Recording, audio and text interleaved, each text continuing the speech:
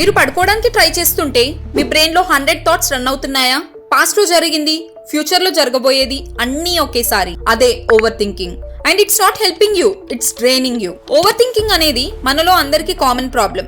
But మీరు తెలుసుకోవాల్సిన fact ఏంటి అంటే over thinking is not clarity, it's confusion.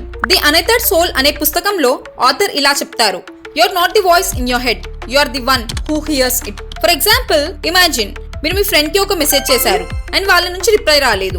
Over thinking starts. అరే ఏమైంది, నేను ఏమైనా రాంగ్ మాట్లాడానా, అఫెండ్ అయ్యి ఉంటాడా అండ్ సో ఆన్. బట్ రియాలిటీలో మేబీ ఫోన్ సైలెంట్ మోడ్ లో ఉండి ఉండొచ్చు అండ్ దాట్స్ ఇట్. సో మనం ఈ సైకిల్ ని ఎలా స్టాప్ చేయాలి? Right it out. మీరు ఓవర్ థింక్ చేస్తున్న థాట్స్ ని సార్ట్ అవుట్ చేయడానికి ట్రై చేయండి. Right somewhere, plan on it, work for it. And action is greater than thought. Action చేయడం స్టార్ట్ చేస్తే థాట్స్ ఆటోమేటిక్ గా తగ్గుతాయి. Do one small thing, like go for a walk or talk to a friend or something like that.